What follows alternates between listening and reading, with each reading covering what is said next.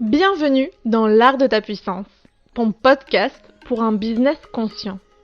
Mon prénom est Cécilia. Dans la vie, je suis mentor et je t'accompagne à développer ton projet de cœur. Car devenir son propre boss n'a jamais été aussi organique et abondant. Mon leitmotiv dans la vie, c'est être libre. Et j'œuvre au quotidien en semant des graines de conscience pour qu'ensemble, nous osions être puissants et souverains de notre vie. Mets-toi à l'aise, l'épisode du jour va commencer. Bonjour à tous et bienvenue dans ce nouvel épisode de l'art de ta puissance. Aujourd'hui, je suis hyper heureuse parce que je reçois quelqu'un qui a été assez important dans ma carrière professionnelle et notamment dans apprendre comment être conscient dans notre manière de faire, de manager une équipe. Et du coup, je suis hyper heureuse que vous puissiez l'entendre, l'écouter et connecter avec sa sagesse. Merci Olivier d'avoir accepté mon invitation. Merci Cécilia pour ces belles retrouvailles, ces jolis parcours de loin jusqu'à maintenant, joli parcours partagé, merci. Parlant de jolis parcours, ce serait peut-être tout d'abord hyper intéressant que tu puisses te présenter à notre audience du jour. Qui es-tu dans ce présent et quel est peut-être aussi ton parcours entrepreneurial ? Eh bien, écoute, ça va être plus on a de l'âge, plus on en a à raconter, c'est ça le problème. Alors, qui je suis au présent ? Au présent, je suis... ça c'est une question toujours très difficile. Qui je suis ? Je suis d'abord un papa de 3 grands-enfants. Et puis, je suis une personne qui aime découvrir, qui aime sentir l'adrénaline monter en moi, qui aime des défis collectifs, qui aime agir pour que chaque matin je puisse me dire est-ce que je contribue à faire un monde meilleur, ou en tout cas des organisations meilleures, en commençant par moi, où j'en suis moi, et quel impact j'ai sur les autres et sur nos organisations, puisque c'est ce qui me plaît beaucoup, et puis finalement sur notre humanité, qui en a bien besoin. Voilà, donc je contribue avec mon humble expérience, mon humble curiosité à contribuer à tout ça. Ensuite, mon expérience, elle est vraiment chaotique. Hein. Moi, je suis un échec scolaire d'abord. Un échec scolaire, c'est vraiment, je rentrais pas dans les cases. Ça, c'est très très clair. J'étais un échec scolaire, si bien que j'ai pas mon bac, hein, puisqu'à mon époque... j'étais dans les classes spéciales pour les gens qui étaient des cassos, comme on dit. Et puis j'ai fait par défaut un joli métier en apprentissage, BEP, CE et CAP de menuisier ébéniste. Mais malheureusement, je me suis aussi rendu compte que par là, j'étais un échec professionnel, puisque j'ai travaillé que 15 jours dans ce métier. Et puis après, il a bien fallu que je me débrouille, donc j'ai fait plein de choses sans vraiment de conviction. Éboueur, peintre, facteur, vendeur d'agrafes, enfin plein de choses, voilà. Jusqu'au jour où, à l'âge de 17 ans, je me suis rendu compte de quelque chose qui était assez puissant, mais je m'en suis rendu compte il y a très peu de temps. En fait, je me suis rendu compte qu'à 17 ans, j'étais paumé. Et je me suis acheté un cahier de brouillon de 96 pages qui coûtait quelques centimes de francs. Et au milieu, il était séparé par une petite corde qui tenait tout le cahier en fait. Et j'ai pris les 2 pages du milieu. À la page de gauche, j'ai mis en haut à gauche, papa. Et sur la page de droite, j'ai mis maman. J'ai divisé ces 2 pages en 2. J'ai fait 2 colonnes, plus, moins, plus, moins. Et je me suis dit, qui j'aimerais être de mon papa et qu'est-ce que j'aimerais être de ma maman, et la même chose, qu'est-ce que j'aimerais pas et qu'est-ce que j'aimerais pas. Et là, je crois que ça m'a fait un déclic pour me dire, bon bah voilà ce qu'il me reste à faire, et en avant. Et c'est là que j'ai pris de la passion pour les radios locales, rien à voir avec la menuiserie, mais je sais pas, ça me passionnait. J'ai eu la chance de parler dans un micro, dans une radio associative à l'époque, une radio qui s'appelait Radio Bouchon, donc vous voyez l'originalité. Et je me rendais compte que lorsque je parlais dans un micro, il se passait quelque chose à l'autre bout. Les gens appelaient, me demandaient des disques à la demande, du Goldman, etc. etc. Donc, waouh, j'étais pas le nul qu'on m'avait tant dit quand j'étais petit, parce que j'avais fini par le croire. Donc ça a été un déclencheur. Et puis le sport où je me débrouillais pas trop mal, j'ai eu quelques petites victoires, donc j'étais pas aussi nul qu'on me le disait. Et puis ces radios-là, en tant que bénévole dans une association, ont pas mal marché. Et puis finalement, à l'âge de 21 ans, j'ai créé ma première entreprise. J'ai créé une des toutes premières radios Nostalgie en tant que franchisé. Radio Europe 2 aussi à l'époque. Et puis Chéri FM, je crois que j'étais le tout premier franchisé de Chéri FM en France. Et j'ai commencé par des petites villes, des moyennes villes, des plus grandes villes. Et finalement, cette aventure d'entrepreneur, où j'ai commencé dans une caravane, celle de mes parents, eh ben, ça s'est bien passé. Donc au bout de 10 ans, j'ai vendu mon groupe d'entreprise. Et là, j'ai décidé d'aller au Pérou. Parce que j'avais des ailes qui me poussaient dans le dos, parce que j'avais probablement un conflit avec moi-même de ne pas avoir appris une langue durant ma scolarité. Et donc, je suis allé apprendre l'espagnol avec les chauffeurs de taxi péruviens. Hors de question de prendre un cours, puisque j'avais horreur de l'école, et j'avais un traumatisme avec l'école. Donc j'ai appris avec les chauffeurs de taxi l'espagnol, parce qu'ils te posent toujours la même chose, te posent toujours la même question. Donc voilà, j'ai appris comme ça. Et puis là, j'ai décidé d'ouvrir une chaîne de pressing, parce que, à mon avis, il ne fallait pas avoir beaucoup de connaissances, que j'avais pas. Et puis j'avais le sentiment qu'il en manquait. Donc voilà, j'ai fait des pressings. Et puis aussi une chose importante, c'est que le choix d'aller au Pérou, ou en tout cas de sortir de France, c'était pour permettre à mes enfants d'avoir un autre regard sur le monde. Moi, je ressentais comme un étouffement dans notre société qui soi-disant est civilisée, qui soi-disant est développée. Développée de quoi? C'est un grand thème. Et ben, j'ai retrouvé de l'authenticité, j'ai trouvé que ce serait bien pour mes enfants qu'ils puissent avoir des yeux qui leur permettent de ressentir tout ce qu'il y a dans notre humanité, et je vous assure que en France c'est une toute petite partie, et elle n'est pas si riche que ça finalement, en tout cas humainement parlant. Et voilà, et donc j'ai fait cette entreprise au Pérou, ça marchait bien jusqu'au jour où mais là c'est l'histoire, donc je ne vais pas la raconter maintenant, jusqu'au jour où je suis revenu en France. Voilà, et je suis revenu en France il y a 2 ans. Tu es revenu en France à 2 ans. Ça donne quand même un très grand indice sur la suite de l'histoire. Mais comment il est revenu? Pourquoi il est revenu? Vraiment, qu'est-ce qui s'est passé il y a 2 ans? Et d'ailleurs, quel est ton plat favori au Pérou? Parce que moi, tous les chauffeurs de taxi me demandaient ça.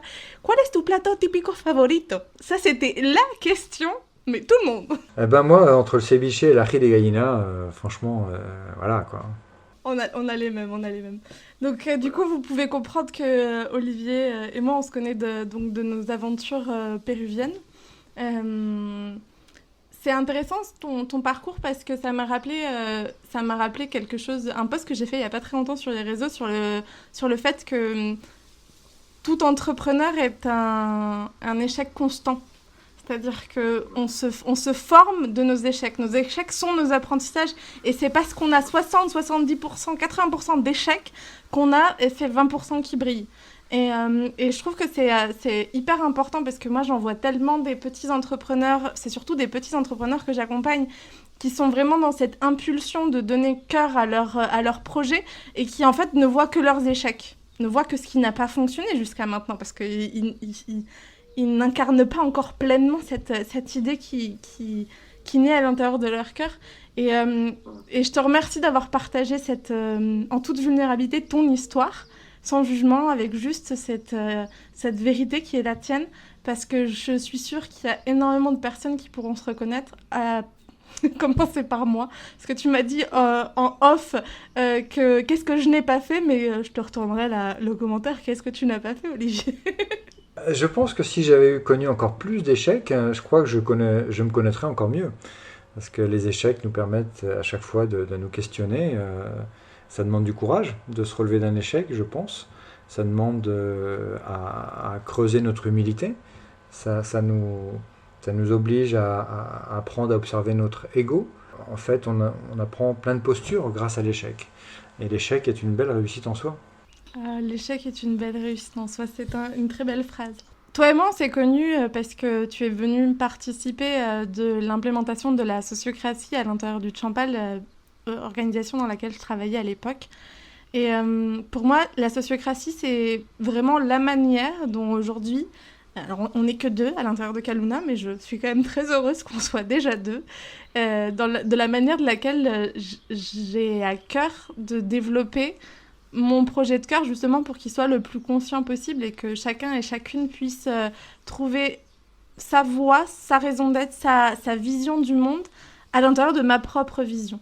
Et j'aurais envie de te demander si tu as envie de nous partager un peu plus sur cet outil qui est le tien, puisque au Pérou, dans les dernières années, c'était ça que tu avais développé.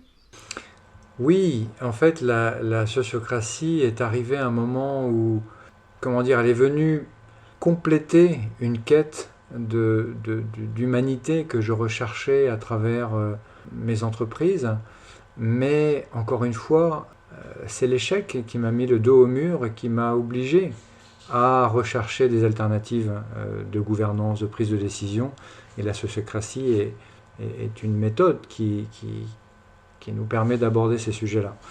Mais peut-être que, je ne sais pas si c'est le moment, Cécilia, mais peut-être que d'expliquer le pourquoi j'en suis arrivé à la sociocratie pourra peut-être aider justement tes auditeurs à y voir un petit peu plus clair. Je ne sais pas ce que tu en penses.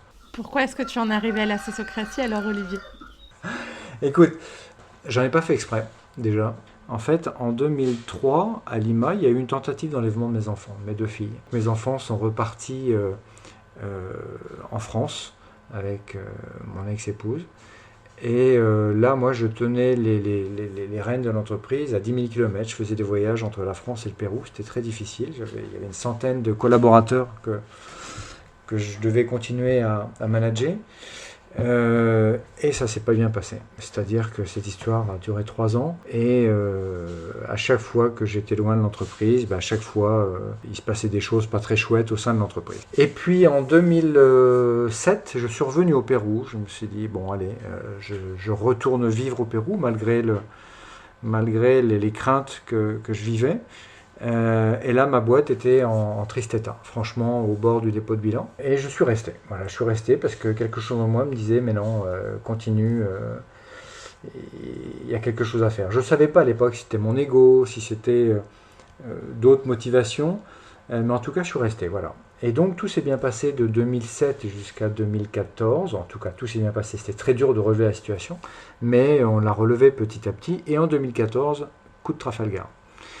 En 2014, ma sœur m'appelle et elle me dit Olivier, il faut absolument que tu reviennes en France parce que papa est malade. Je dis bah oui, écoute, je prends mon vol, dans une semaine j'arrive, t'inquiète pas. Et elle me dit attends Olivier, ne prends pas ton billet retour parce qu'on ne sait pas ce qui va se passer. Papa a un cancer au cerveau et on ne sait pas combien de temps ça va durer, on ne sait pas ce qui va se passer, donc prends pas ton billet retour. Et là, j'ai senti comme un vertige. Je me suis dit, oh là là, mais là je vais revivre ce que j'ai vécu en 2003. C'est-à-dire, je risque encore de tout perdre. Et tant d'années, non, je ne suis pas prêt. Vraiment, je ne peux pas refaire ça. Et mon père était un non négociable. Donc, hors de question de ne pas aller le voir. Et donc, du coup, je me suis dit, je vais inviter mes 5 cadres, puisqu'on était une centaine d'employés, il y avait 5 cadres. Et je leur dis, voilà, je dois repartir en France, j'aimerais savoir comment vous allez vous organiser, et je ne sais pas quand est-ce que je reviens. Et là, leur réponse était un grand silence. J'étais un peu perdu, même carrément perdu. Et là, je leur pose une autre question, je leur dis, mais, ok, imaginez que ce soit moi qui m'arrive quelque chose. Comment vous pourriez vous organiser? Et la réponse, ça a été le même silence. J'étais dépité, et là, je ne saurais pas vous dire pourquoi, comment, mais je leur dis, écoutez, là, il y a un grand tableau. On était dans la salle de formation. Là, il y a un grand tableau. Il y a les feutres. Je vais sortir 5 minutes de la salle dans laquelle nous sommes. Et quand je reviens dans 5 minutes, vous aurez dessiné comment vous vous organisez. Puisque vous ne voulez rien dire, au moins dessinez-le. Et je suis parti. Et là, pendant 5 minutes, je me sentais comme un parachutiste qui saute de l'avion. Et je ne peux plus remonter. J'étais en train de lâcher, mais je ne savais pas quoi. Je reviens 5 minutes après, et ils avaient dessiné sur le grand tableau une pyramide, la fameuse pyramide dans laquelle je les avais fait grandir finalement. Et de mes 5 gaillards là, enfin il y avait Alicia qui était dedans aussi, de mes 5 gaillards, il y avait 4 s'étaient mis à des postes selon leur expérience, leurs envies, leurs connaissances, donc c'était bien, sauf qu'il y en avait un 5e, et ben lui il était tout en haut de la pyramide. Mais normalement tout en haut de la pyramide c'était moi, c'était pas un d'entre eux. Et là, ça m'a fait drôle, mais il m'avait pris au mot. En fait, je leur avais dit, si à moi il m'arrivait quelque chose. Bah oui, bah forcément. Ils se sont nommés entre eux un directeur général. Et donc, ils ont nommé Hugo. Je vous avoue que je ne savais pas dans quel état j'étais. Je ne voudrais même pas voir comment ma tête était, mais j'ai tout fait pour ne pas perdre la face. Parce que surtout, mon nom n'apparaissait nulle part sur ce grand tableau qui faisait plus de 2 mètres de large et 1 mètre de hauteur. Ni mon nom, ni mon prénom, ni aucune de mes initiales n'apparaissait sur ce grand tableau blanc. Simplement leurs 5 noms dans la pyramide. Et là, je me suis dit, bon, je leur ai dit, ok, très bien les gars, ouais, ok, bon, bah d'accord. Enfin, je sais pas quoi dire. Et je leur ai dit, on passe au sujet suivant, et puis on en reparle la semaine prochaine avant que je parte en France. Et là, je rentre chez moi le soir, dépité, et je me dis, mais qu'est-ce que je fais de cette situation? Là, je suis en train de perdre ma boîte, je suis en train de leur donner, mais où je vais, quoi, je vais tout perdre. Et je cherche sur Google, je cherche des mots-clés. Je cherche leadership, distance, confiance, management, bref, des mots-clés. Et je tombe sur un documentaire qui s'appelle, sur Arte, un documentaire qui s'appelle Le bonheur au travail. Et là, je me rends compte qu'en France, en Belgique, il y a des organisations importantes. En France, il y a une entreprise qui s'appelle Favi, qui existe toujours, qui est dans la Somme. C'est le leader européen de fabrication de fourchettes de boîtes de vitesse, donc très sexy le truc. Ils sont 700 personnes et il n'y a pas de chef. Mais je dis, c'est quoi cette histoire-là? Et je vois le ministère des Transports et de la Sécurité sociale en Belgique, les fonctionnaires, ils bossent en télétravail. À cette époque-là, en 2014, c'était un truc... comment tu pouvais imaginer ça, quoi?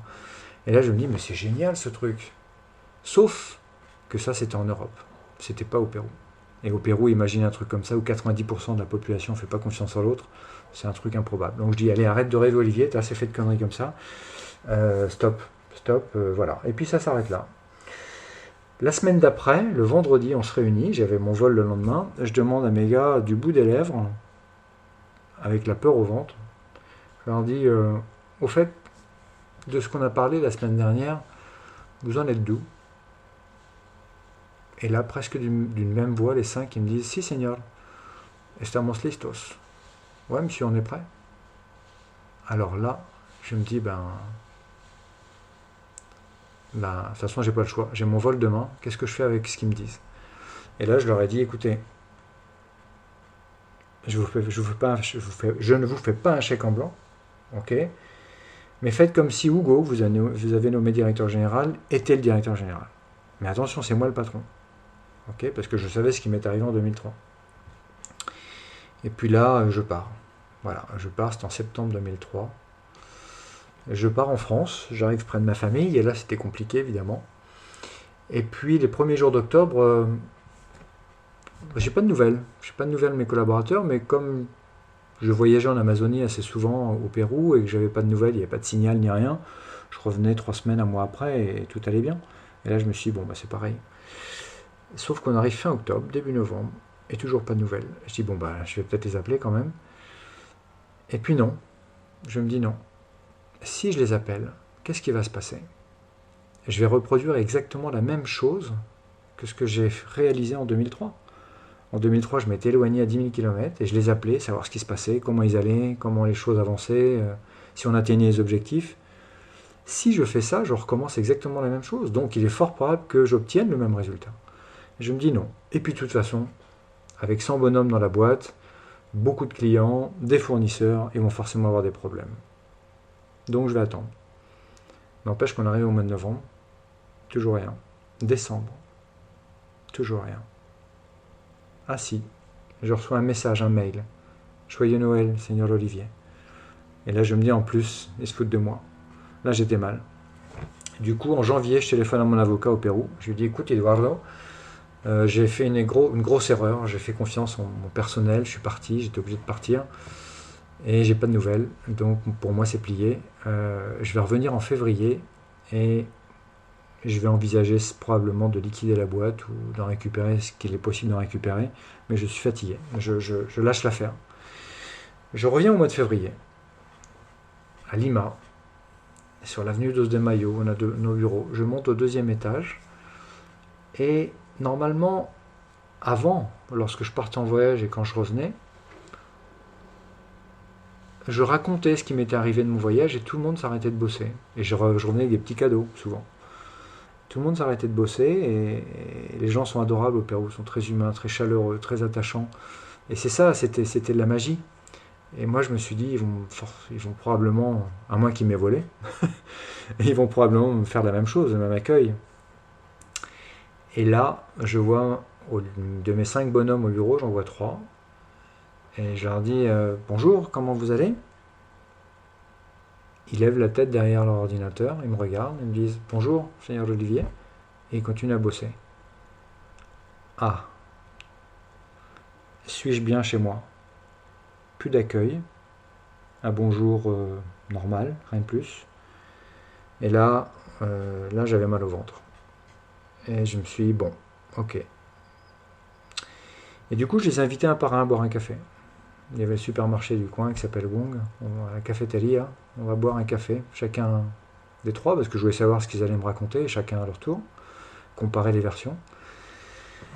Et là, je me suis retrouvé extrêmement surpris, puisque les 3 me disaient vraiment la même chose, ce qu'ils avaient vécu vraiment au détail près, mais surtout avec les mêmes émotions. Et mes collaborateurs, mes cadres, étaient des gens qui sortaient de postes tout à fait basiques, qu'on peut trouver dans un pressing, repasseurs, détacheurs, réceptionnistes, mais rien de plus. Des gens qui n'avaient pas eu l'instruction pour manager une boîte ou des équipes. Et en fait, ces gens-là se sont rendus compte qu'ils ne savaient pas. Ils savaient qu'ils ne savaient pas. Et ça, c'était leur grande force. Parce que comme ils savaient qu'ils ne savaient pas, ils ont pris des décisions collectives, ensemble. Et le plus étrange, c'est que lorsqu'ils parlaient entre eux, ils se respectaient. Il y avait de la place dans les échanges. Il n'y en avait pas un qui mettait son ego sur la table plus que les autres.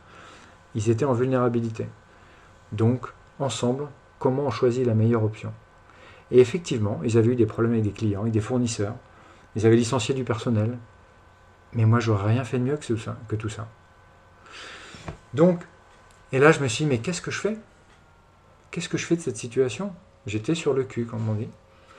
Et je me suis dit, et j'ai repensé au documentaire que j'avais vu sur Arte. Et je me suis dit, mais et si je faisais une entreprise sans chef en Amérique latine?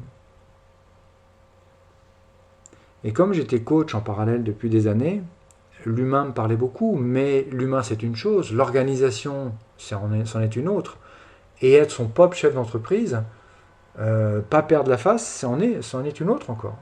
Donc c'est 3 dimensions différentes et comment faire avec ça? Et là je me suis dit, eh ben, fais confiance mon vieux, même si 90% des gens ne se font pas confiance, toi au moins fais leur confiance. Et puis quelque chose de très important, qui était très profond. Mon père était facteur, il était malade, il est décédé depuis. Mon père jouissait en tant que facteur d'une énorme confiance de la part des gens. Parce que le facteur, à l'époque, il apportait des plis importants, des mandats, des choses comme ça. Et moi, j'ai été baigné, j'ai grandi dans cet univers de confiance, d'intégrité. Et je n'arrivais pas à exprimer dans mon entreprise ce qui m'avait fait grandir. Ces valeurs que mon père avait.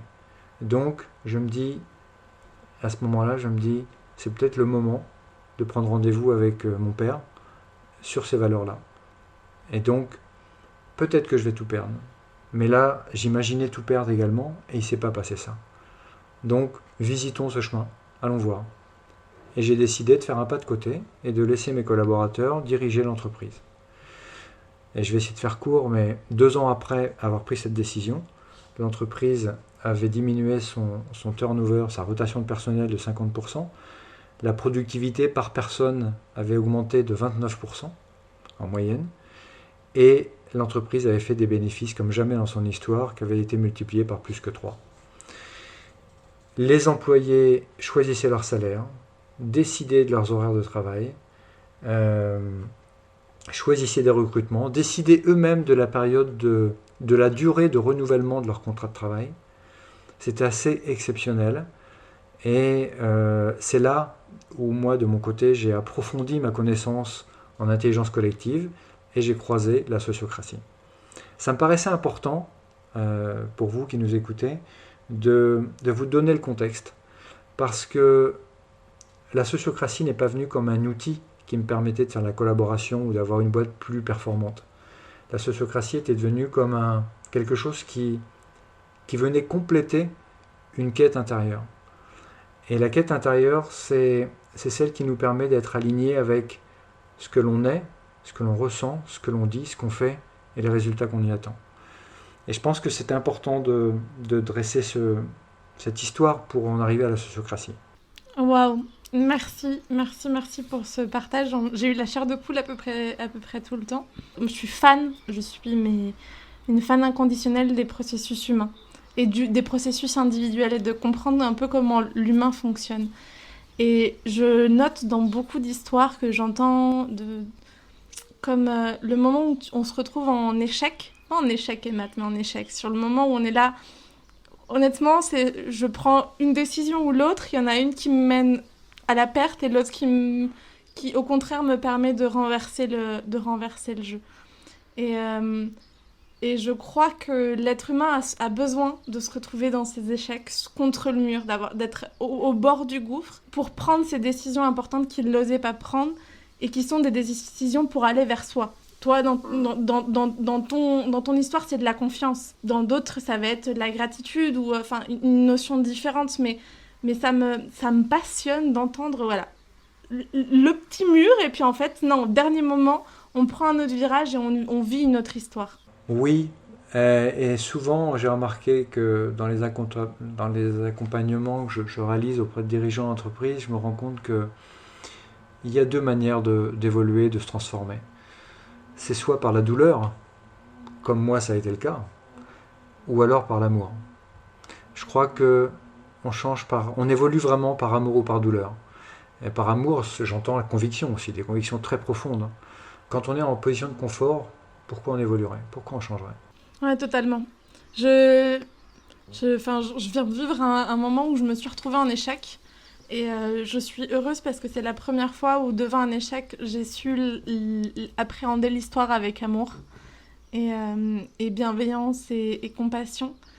Et en même temps, il y a eu besoin de ce petit mur. Pour en revenir du coup à la sociocratie, est-ce que tu peux nous dresser un portrait de ce que c'est, de à quoi ça sert, de comment est-ce qu'on l'utilise? Alors la sociocratie, en fait, c'est le pouvoir de la société, sociocratia, voilà. On a tous en tête l'autocratie, la dictature. On a la démocratie. La démocratie, le 51%, voire moins, vote pour ou décide pour le 100%. Ça veut dire qu'on a au moins 49% sur le carreau qui sont obligés de suivre. Et puis il y a la sociocratie. La sociocratie, c'est comment on prend en compte toutes les parties impliquées pour prendre des décisions. Il ne s'agit pas du consensus. Le consensus est complètement différent. Le consensus, c'est il faut que tout le monde soit d'accord. La sociocratie, c'est quand personne n'est en désaccord. C'est pas la même chose.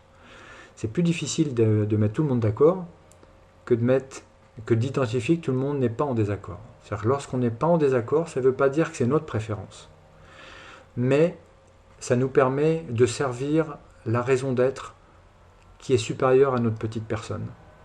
Donc on s'éloigne de notre ego et on identifie qu'est-ce qui est bon pour le projet.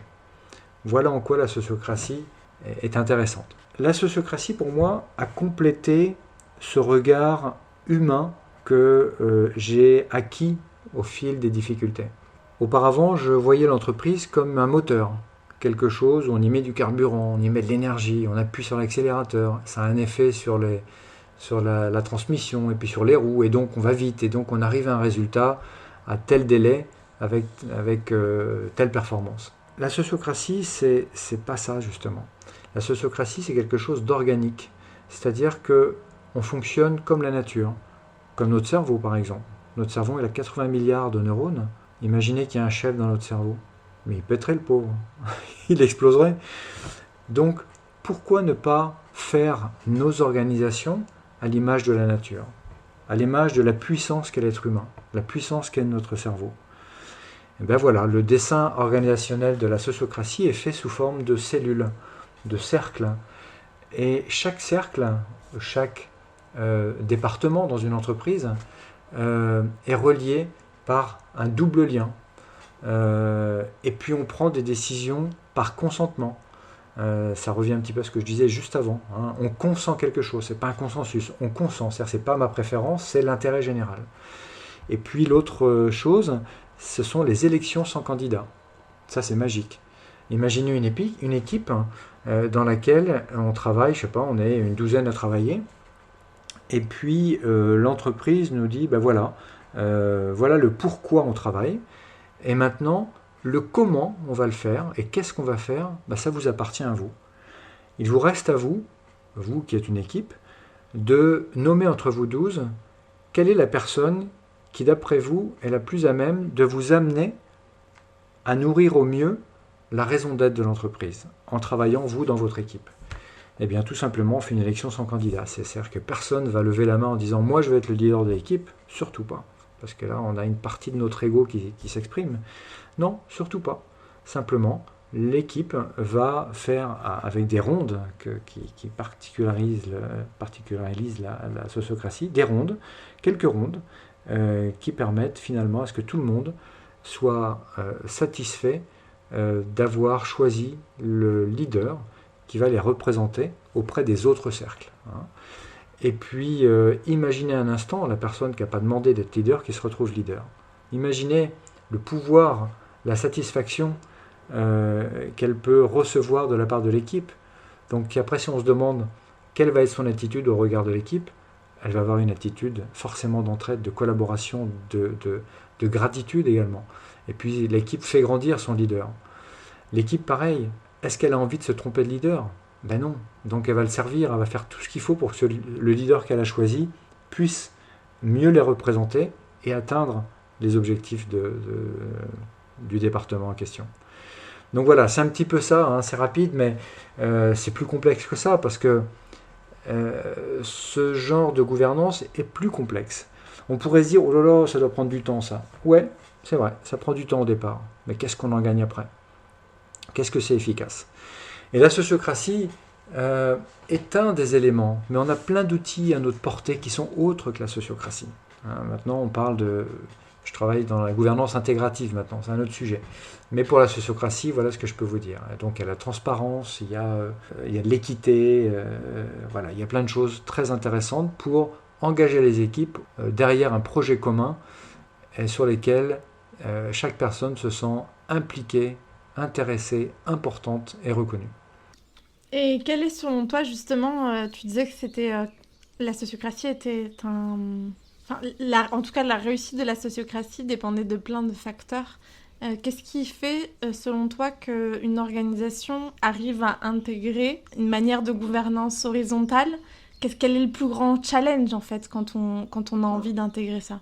La première, selon mon expérience, parce que j'estime qu'en management, il n'y a pas de recette. Surtout si c'est un management humain et organique, et non pas matriciel comme un moteur, organique comme la nature. Il n'y a pas de recette, c'est pas un copier-coller. Le copier-coller, c'était c'est l'entreprise traditionnelle du siècle passé. Maintenant, on n'en est plus là, c'est organique tout ça. Qu'est-ce que ça veut dire organique ? Ça veut dire, imaginez un instant, un jardinier. Un jardinier, pour qu'une plante grandisse, ou un être humain, pour qu'il grandisse, un collaborateur, on ne va pas tirer sur la feuille pour qu'elle grandisse.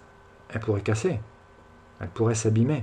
Or, le jardinier, pour faire grandir son écosystème, que ce soit une plante, une fleur, dans notre cas un être humain, ce jardinier, il prend du recul, il observe, il va faire attention d'enlever les mauvaises herbes, ce qui peut gêner le collaborateur. Il va lui mettre un tuteur probablement pour qu'elle pousse plus droit. Il va l'arroser, il va probablement la mettre au soleil, il va en prendre soin. Eh bien si notre leader qui devient jardinier prenait soin des êtres humains, probablement qu'on arriverait à plus de choses. Et donc, pour répondre à ta question, la première des conditions, c'est quel regard le dirigeant d'entreprise va porter sur ses collaborateurs. Si on pense que l'être humain est bon, il est probablement plus favorable ou probable qu'on en fasse une bonne personne. Si on regarde l'être humain comme une personne dans laquelle on ne peut pas faire confiance, si on a le dos tourné, il va voler, qu'il travaille finalement que pour un salaire, que ce qui importe c'est le nombre d'heures, point barre.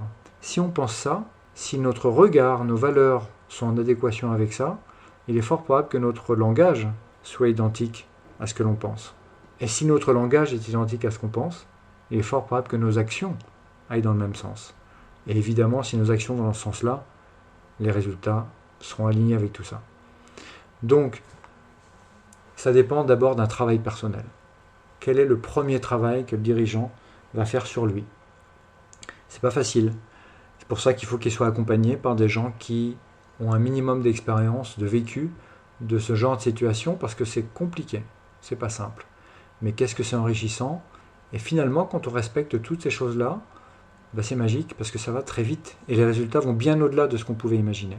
Tout simplement parce qu'on a porté l'attention sur nous, l'impact qu'on pouvait provoquer autour de nous, et il faut lâcher prise avec les objectifs et le futur. Ça vient après, et encore une fois, ça vient bien plus vite que ce qu'on peut imaginer, et surtout bien plus vite qu'une méthode traditionnelle. Donc c'est étrange, mais c'est ce qui se répète d'expérience en expérience.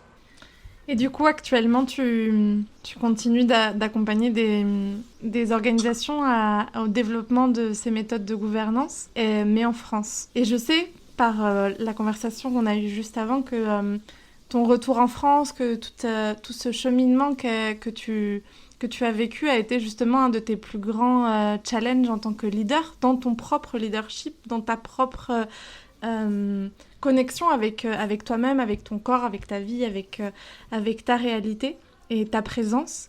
Et j'aimerais que, si ça te parle en tout cas, que tu puisses nous témoigner de justement quel a été ton plus grand défi ces dernières années dans ce challenge qu'est entreprendre sa vie. Parce que moi, souvent, je fais le parallèle entre le fait qu'on soit entrepreneur, le fait qu'on développe un projet de cœur, mais qu'avant toute chose, on est en train d'entreprendre notre vie et que la manière dont on décide de le faire, c'est propre à chacun et ça dépend de ce dont on a besoin. Mais que finalement, on est là pour apprendre à danser avec la vie, apprendre à se développer de manière organique. Et je trouve que c'était intéressant ce que tu partageais sur ce besoin d'être pleinement le leader de son organisation pour pouvoir implémenter la sociocratie. Je me demandais si tu pouvais faire un parallèle avec ce qui s'était passé pour toi ces dernières années.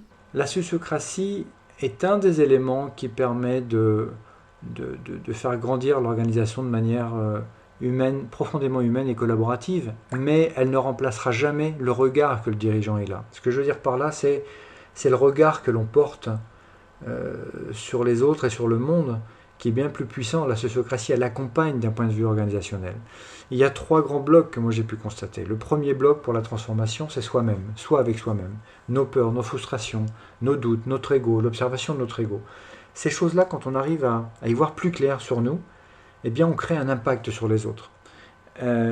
Et ensuite, le deuxième bloc, c'est justement l'impact sur les autres, comment on l'accompagne avec notre communication, avec notre langage, notre écoute. Donc ça, c'est le deuxième bloc, notre relation avec l'autre. Et le troisième bloc, il est organisationnel.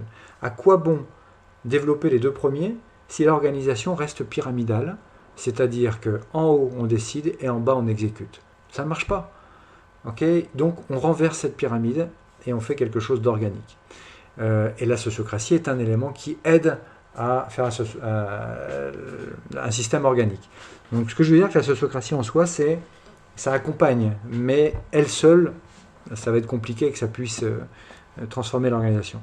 Me concernant, eh bien, alors vous allez peut-être vous dire, waouh, le parcours, la boîte super performante et tout. Bah ouais, la boîte super performante, mais n'empêche que le 15 mars, ça n'aura échappé à personne, que le 15 mars 2020, il y a eu une petite bête qu'on a appelée la Covid. Et donc malheureusement, l'entreprise a disparu. Parce que le business model de notre entreprise ne permettait pas de tenir aussi longtemps sans oxygène. Et donc, on a dû liquider l'entreprise. Donc, les actifs qui restaient ont été répartis aux employés, à ceux qui le souhaitaient en tout cas.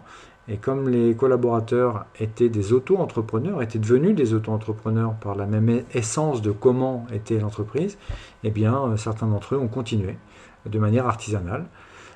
Voilà, donc la marque existe toujours, mais moi, mon entreprise en tant que raison sociale et mon investissement, moi, dans cette entreprise a disparu.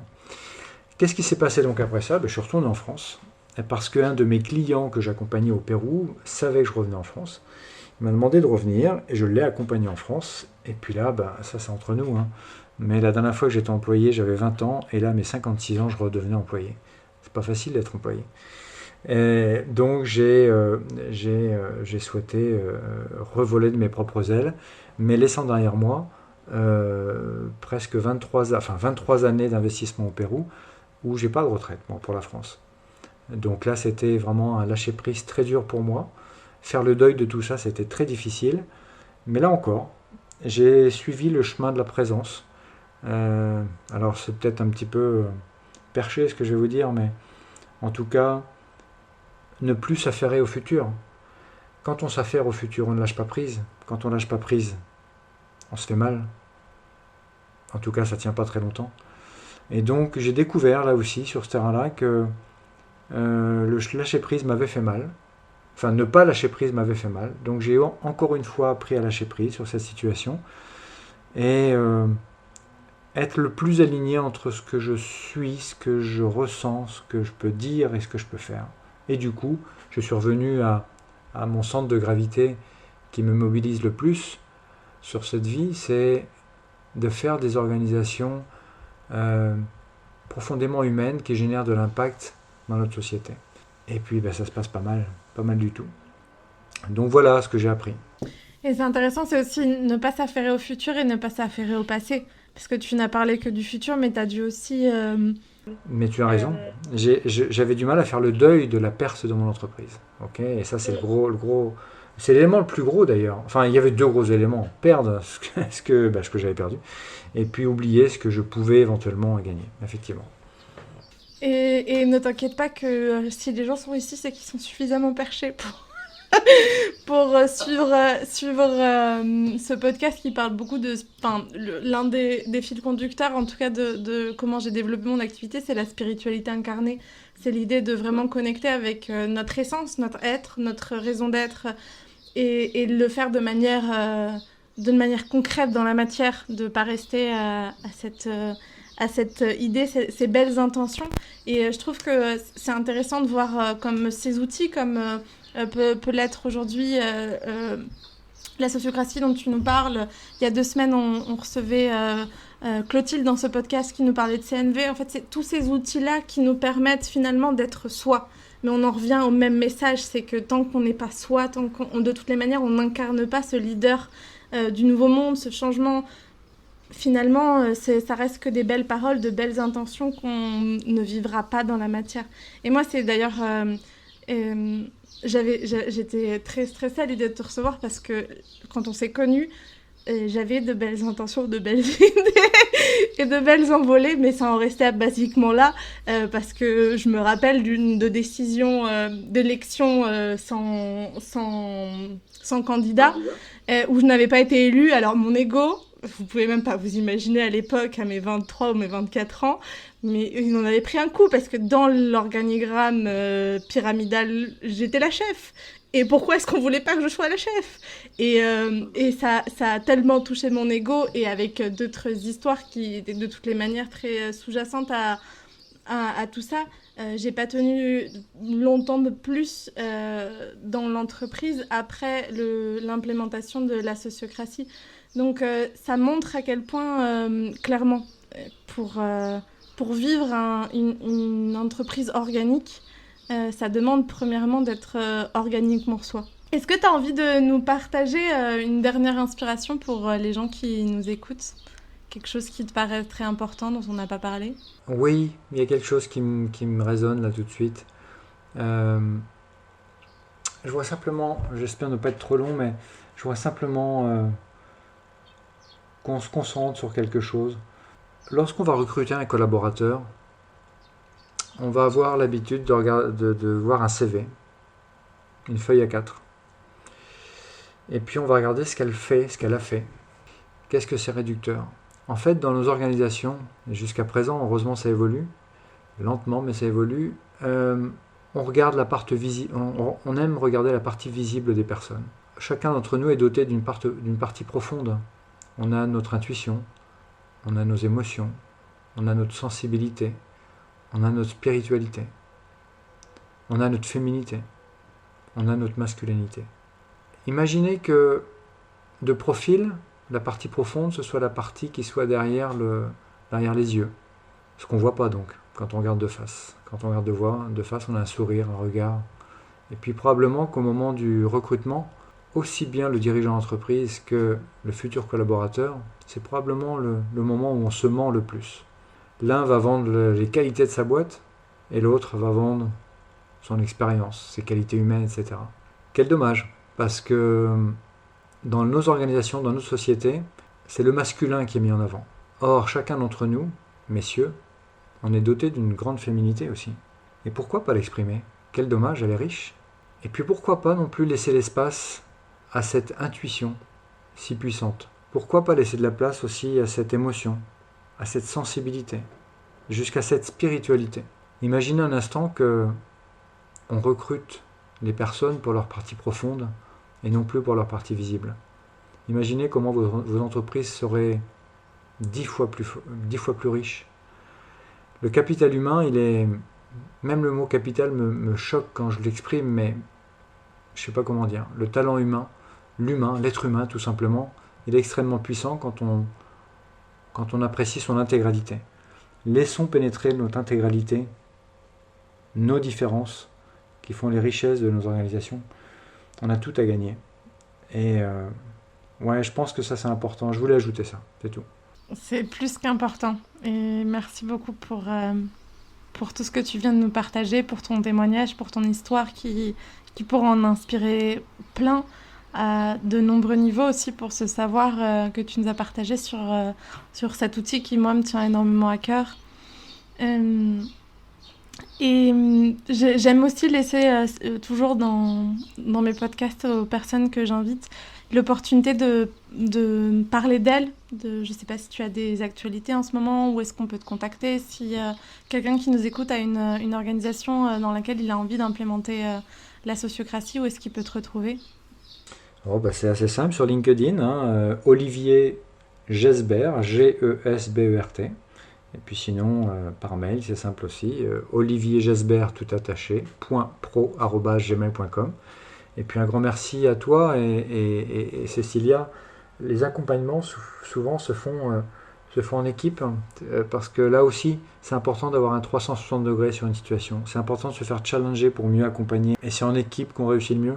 Donc, je te tends les bras, Cécilia, pour qu'on puisse accompagner nos entrepreneurs du 21e siècle ensemble. J'adore ça. J'adore les bras tendus, j'adore les opportunités et j'adore qu'on m'invite. Alors, c'est un oui. Merci à toi, Olivier, de ce beau moment de partage. C'était chouette de pouvoir reconnecter, d'en apprendre aussi beaucoup plus sur toi et d'être inspiré par ça.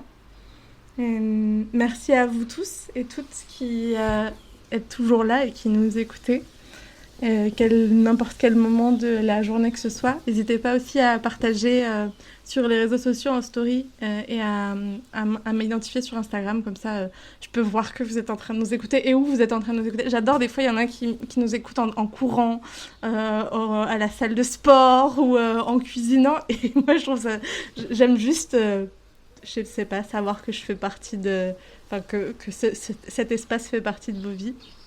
Et puis on se retrouve très très vite pour de nouvelles inspirations.